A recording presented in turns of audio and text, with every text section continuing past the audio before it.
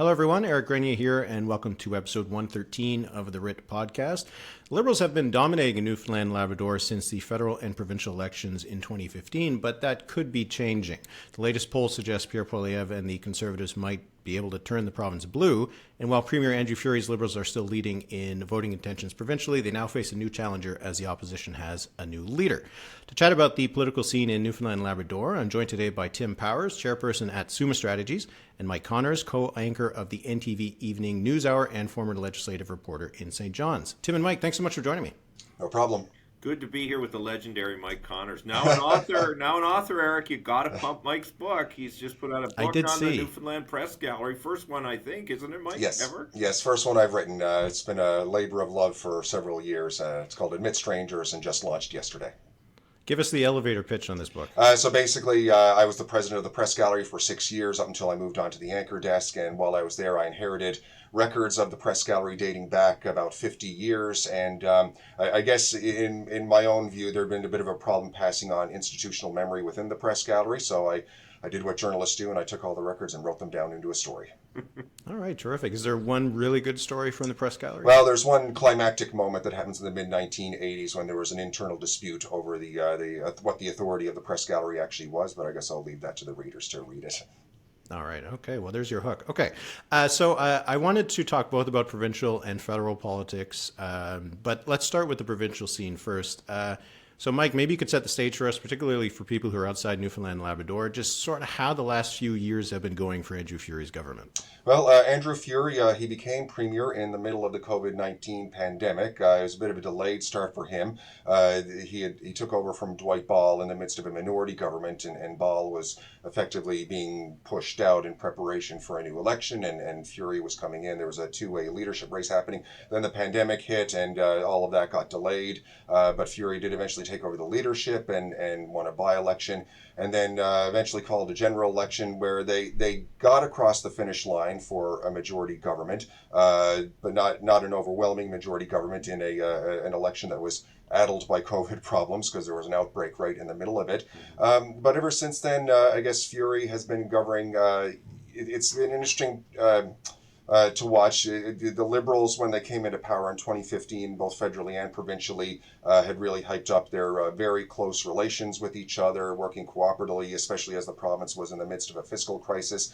More recently, there's been a bit of a pivot away where Furey's taken on some more, I guess, populist tones and certainly calling for exemptions on the carbon tax for home heating oil, which we saw the federal government deliver quite recently, but even doing things like writing to the governor of the Bank of Canada, joining other premiers out west in calling for a pause on interest rate hikes, and that got a bit of a letter of response from the governor of the bank saying don't do that anymore, there can't be any political interference on these things, but the premiers remained unapologetic. So we've seen a bit of a transition to maybe away from the kind of the close relations between the provincial and federal Liberals to something that's been a bit more distance as their fortunes have flagged. The polling here provincially has kind of been roughly statistically tied as of late between the governing Liberals and the opposition Tories. And I guess we don't know when the next election is going to be. He's promised there won't be one before Christmas. He's about coming up on going on 3 years into his mandate this winter.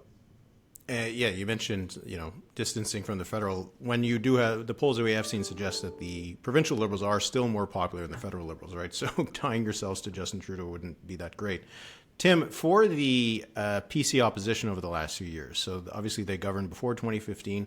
What's your take on how they've kind of handled that role as the opposition over the last little while?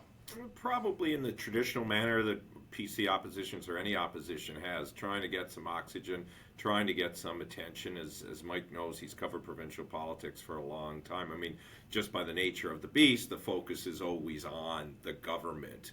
Opposition has limited opportunities, not because the media aren't fair, but just because that's the way the dynamic of that works. That said, they just had a leadership race there, and Tony Wakeham is the new leader of the PC party. In part, I suspect his success in winning, because he ran against Senator Fabian Manning's nephew, Eugene Manning, and people nationally will know Senator Manning was briefly an MP for Avalon, appointed to the Senate by Stephen Harper. Eugene Manning was a well-known within the PC party as an organizer. He had been the party president. But Tony Wakeham, who had lost previously to Ches Crosby when he was the leader of the PCs, probably better known in the province. Certainly our data from Abacus suggested that, and that helped him in the end get enough support to win in a fairly contested race.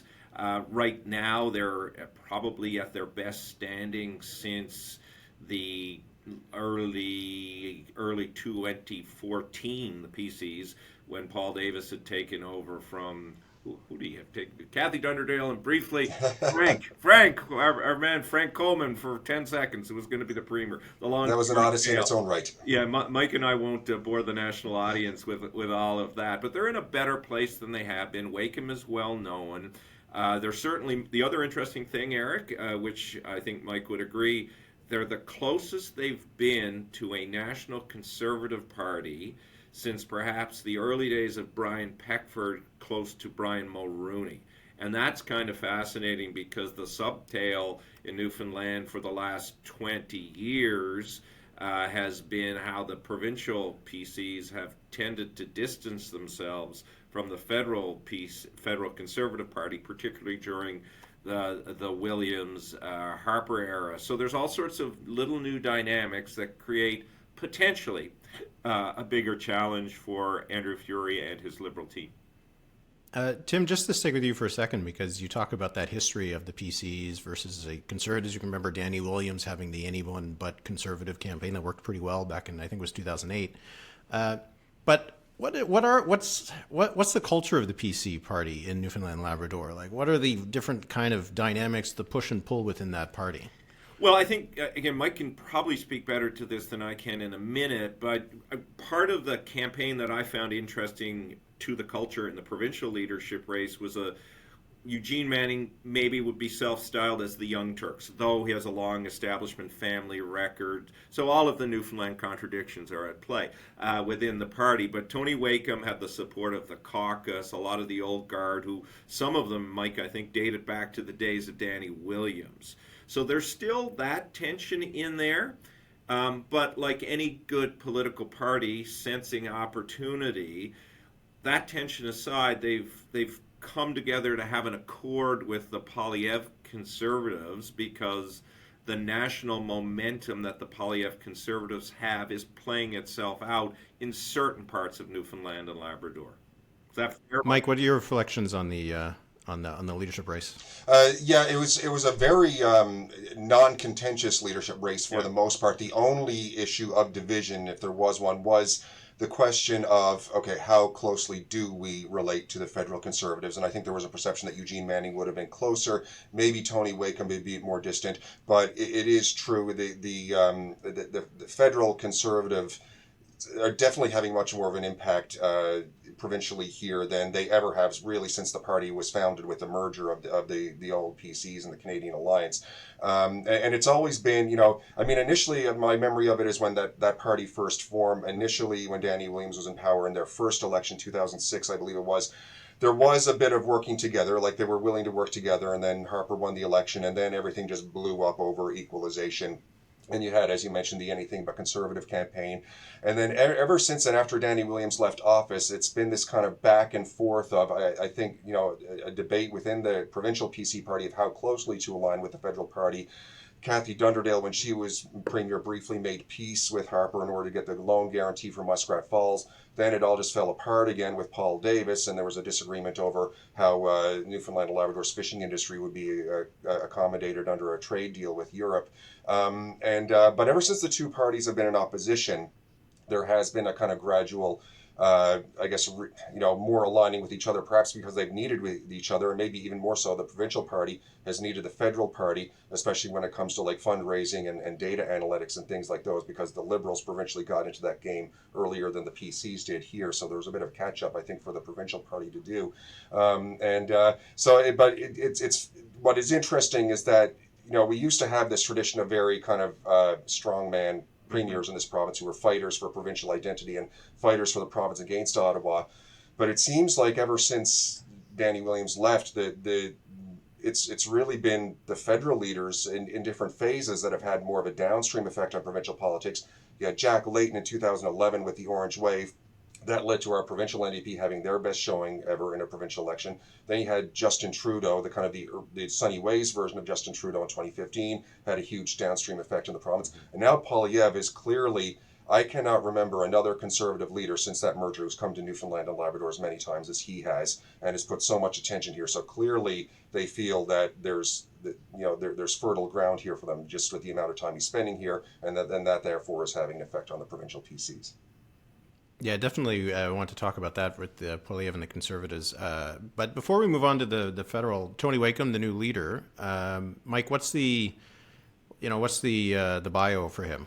I mean, his background is in healthcare administration. He was the head of one of our health authorities. They've been merged now, but there was a health authority covering Labrador and our Northern Peninsula, and he was the head of that. So it's basically, his presentation is very much about, his experience.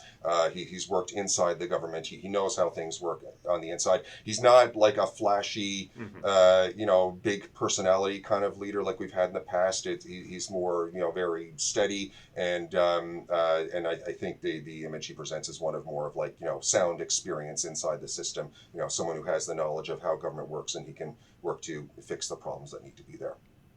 Tim, how do you think he lines up against Furey?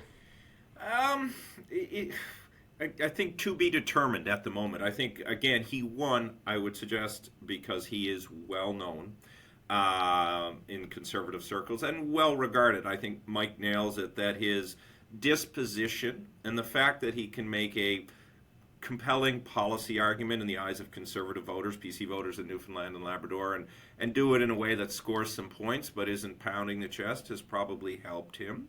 I think he will be judged in part by who he's able to attract. And again, Mike will tell you the challenge that probably, again, goes to Danny.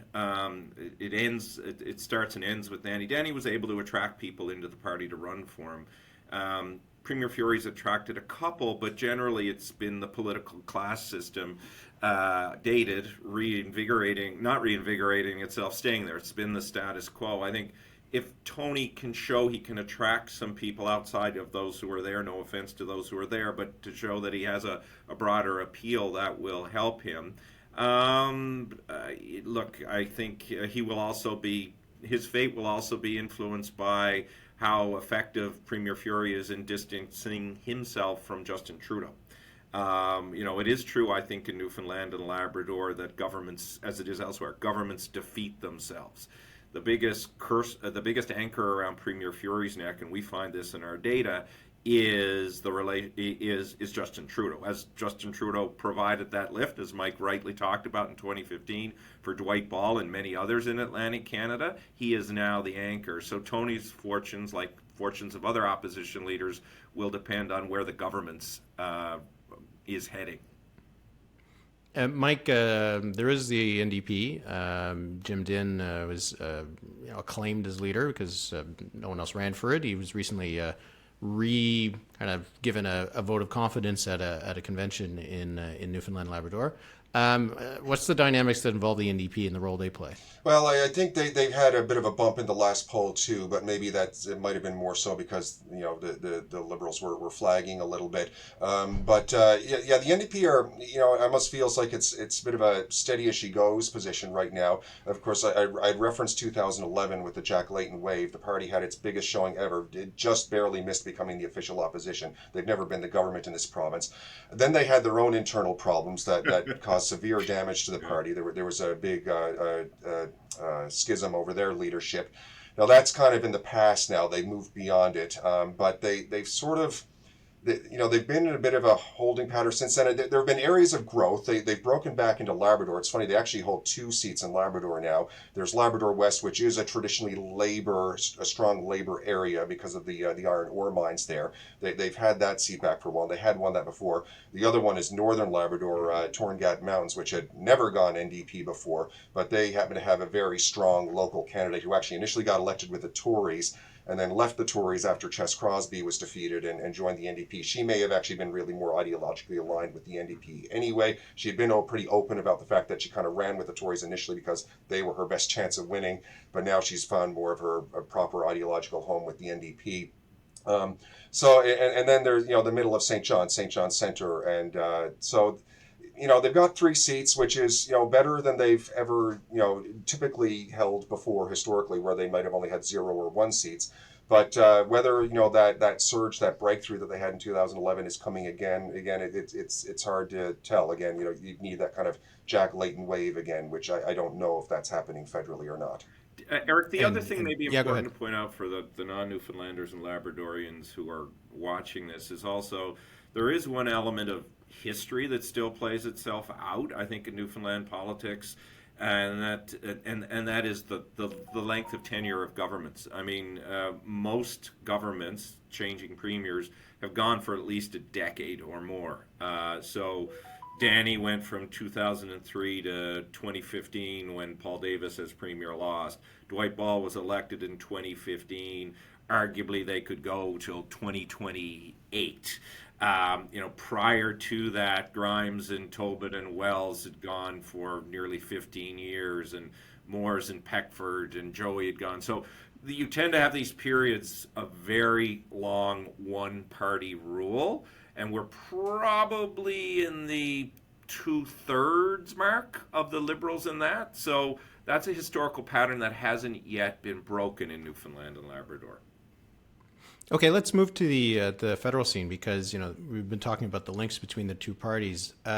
Mike, we haven't seen that many polls in Newfoundland and Labrador federally, but the ones we have seen tend to show the Conservatives doing very well. In Atlantic Canada, they're obviously doing very well. How do you feel that the Conservatives have been received in Newfoundland and Labrador, and also how the party seems to be looking at the province? It's interesting. It definitely is, you referenced Danny Williams' ABC campaign from 2008. I think those days are done. Like, that's done. That's not a driving force at all anymore. There does feel to me to be something of a kind of a realignment happening on federal voting here, because historically, St. John's was kind of a Tory town, and the rest of the province, the rural areas, voted Liberal, which is kind of the opposite of what happens nationally, where the Liberals and NDP do well in urban areas and the Conservatives do well in the rural areas and the suburbs. But the realignment's already happened in St. John's. The Tories provincially have no seats in St. John's, and they haven't held the 2 St. John's federal districts in a very long time. And provincially, the Tory vote has gone out to the suburbs. That's kind of where they do well now. And the city core is Liberal and NDP now, so that's already happened. So the other part of the realignment is the rural areas, where there is still this very long tradition of voting Liberal, and it's really, I think it was a legacy of the Confederation debates. It goes back to pre-Confederation, when Joey Smallwood led the Confederate forces, and it was rural areas that voted to join Canada. St. John's did not vote to join Canada, and then after Confederation, Smallwood's Confederate movement became the Liberal Party, and the anti-Confederates became the Progressive Conservative Party, and those voting patterns stayed in place for quite a long time. But that, again, as we're 75 years away from Confederation as of next spring, and that all seems to be falling into the past. And rural areas, which is, again, where Pierre Poilievre has made a lot of his visits, and we saw this with Clifford Small having the breakthrough in the Central Newfoundland district in the last election. There seems to be a shift happening now where perhaps it's looking like they're realigning with the rest of the country again, where possibly rural Newfoundland and Labrador is voting more Conservative, and St. John's, the urban core, has become Liberal and NDP.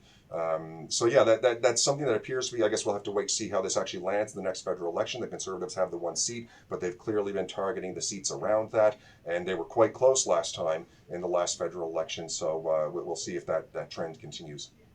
Yeah, Tim, that breakthrough they had in Costa Bay's Central Notre Dame was the big surprise, I think, for me on election night. No one really saw that the Conservatives are going to win a seat in Newfoundland, and they were really close in Long Range Mountains. They were pretty close in Bonavista. So already things seem to be going towards the Conservatives. Maybe that realignment, like Mike's talking about, the rural kind of a vote that has happened elsewhere. But what's your sense of why things have shifted that way? And also just the notion that Poilievre has probably visited Newfoundland and Labrador more than Stephen Harper did during the entire time he was Prime Minister. Well, even just this year, he perhaps has. He's been there a lot, I think 3 times at least, if not 4. On the case of Clifford Small and Beta Island, that riding in particular, I think Scott Sims is a friend of mine, the former MP. I think he outworked Scott, and I think as Mike would attest as well, Scott had probably become or been viewed, whether it was fair or not, as becoming complacent, and people in that riding weren't overly happy about that. And Cliff Small worked his butt off. When I was guest hosting on VOCM the summer before his election, he was telling me he was going to win. I thought he was cracked, but apparently he wasn't, and he did. I think in Newfoundland, you're seeing what we picked up in a recent poll, and that is there's just this frustration with Trudeau, and the sense that Trudeau, who people used to view as understanding Newfoundland, doesn't get the affordability dilemma. Poilievre's affordability message, the simple slash the tax stuff, is resonating all over Atlantic Canada in large measure because we don't have the options that exist in major urban centers, so people are feeling the pain. I don't think it's as much a love-in for Pierre Poilievre, not Trudeau, as it is a disdain for a Liberal lack of awareness. And this is despite having, only twice in our history have we had two federal cabinet ministers. We have them right now in Goody and Seamus. The last time was John Crosbie and Jim McGraw. Guess what happened when they were both in the cabinet? Government fell on John Crosbie's budget, mind you. Not suggesting that that's a parallel that could be drawn here, but we shall see. I think the other thing that's happening is Newfoundland and Labrador is having, as maybe parts of the West are, a tenuous relationship trying to find balance between climate and economy. And that's always probably been the case in our province. It's been more tenuous, maybe even than in Alberta, because we only recently have had the economic opportunity that oil and gas has provided. And Newfoundlanders, given the broader state, the diminished revenue from the fisheries, still have that tension. And Poilievre has tapped into that tension. Like, I think when he was in Newfoundland during his leadership campaign, he was talking about, trying to use natural gas from Newfoundland and Labrador to power Europe. And Mike knows, Newfoundlanders and Labradorians, boy, we love the big pipe dreams and the big, we bought so many big glossy packages about how our economy was going to be fixed by one project. We still like it, which maybe shame on us for that. Well, Mike, on the issue of affordability, you mentioned the home heating oil and how big of an issue that has been Newfoundland and Labrador, and more broadly in Atlantic Canada. And obviously, the Liberals carved that out of their carbon tax. How big of an issue is that? Yeah, it was. I mean, the fact that the Premier Furey sort of broke ranks with the federal party and was writing and asking for this exemption. Basically, the province had its own carbon tax with a carve-out, and then the federal carbon tax sort of took over, and there's no more carve-out, and that became a big issue. I mean, the Tories were hammering on it constantly in the House of Assembly, and the Premier was pushing the federal government for this carve-out, and they finally got it. I think it actually it's taking effect today on the day we're recording this. And so there's no question, the cost of living has been a big issue here, just like it has been everywhere else. It's been a constant issue in the House of Assembly, and they finally got that movement from the federal government. Now I know that sort of anytime there's a carve out, that creates problems in other parts of the country when there's a received special deal for one section, the other parts of the country want it too, and that's not even new either. I mean, when you think about the Atlantic Accord here and sort of the special joint management the arrangement that our province fought for back in the 1980s, that has always raised questions in other parts of the country. Well, why not us if you're going to do it for them? I guess the argument always here has been Newfoundland and Labrador has always been, economically challenged, high unemployment, and these measures are necessary to try and, help, bring our economy up to the same level as the rest of the country. But the cost of living issue is clearly hurting everyone. Right. Mike, I'm not sure if you can answer this, so I'm not sure if if I want to ask it, but I'll ask it anyway.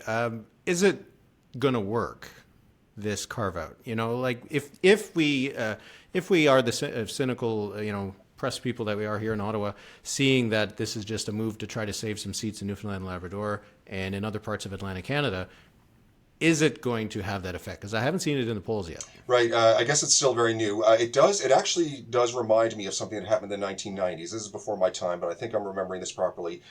So in 1993, of course, the Liberals swept virtually all of Atlantic Canada except for Elsie Wayne, and they took all 7 seats in Newfoundland and Labrador. And that was the election that wiped out the federal Tories. In 97, I think there were changes that had been made to employment insurance that had actually big problems for the Liberals in this region. And the Liberals lost a lot of seats in Atlantic Canada. They lost seats in Newfoundland and Labrador as well. And so, and I think that election, the Liberals still got a majority, but it was much thinner a majority. And then they kind of reversed that. And then by the time the 2000 election came around, the Liberals sort of surge returned. They didn't wipe out the Tories completely here. I think they still held on the 2 St. John's seats, but they got back the 5 in the rural areas, and I think they won back a lot of seats in the Maritimes. So it can work, but I guess the last time something like this happened, it almost took an extra election cycle to get it back. And the Liberals never fell out of their majority sitting because the right was still divided between the PCs and the Reform Party. So they were able to recover then, but this is different. There's a united Conservative Party on the right now, and the Liberals are already in minority territory. And is there enough time? If it takes another election cycle to actually win it back, then maybe, is that enough time before the next election? Tim, I know, you're on plenty of panels, so you've been discussing a lot about the impact of this carve-out for the rest of the country, and premiers now coming out everywhere saying they want this and that and the same thing. But locally, what do you think? Do you think this will have an impact on people's vote in Atlantic Canada? Will it have the effect that the Liberals might not admit to, except for Goody Hutchings, but would say that this was the point of this kind of carve-out? 2 things before I answer that. So Mike's 1997 story, a little historical link. Fun fact, that's my business partner, Doug Young, who was the minister who brought in those EI changes and lost his seat then. So we know it well here, Mike. That's how this business actually started, because Doug needed a new job, and out came Summa and then Abacus. And Goody Hutchings, you know what? She took a lot of heat in the national media, but she was right, in the raw politics of that particular interview. And when doesn't a political party make the argument, look, boy, you vote for me, you're going to get this stuff? Although probably wasn't the best time for Goody to do that. How is this playing out? I don't hear the hallelujah chorus coming from the streets of St. John's or the inlets of central Newfoundland saying we're delighted and we're great.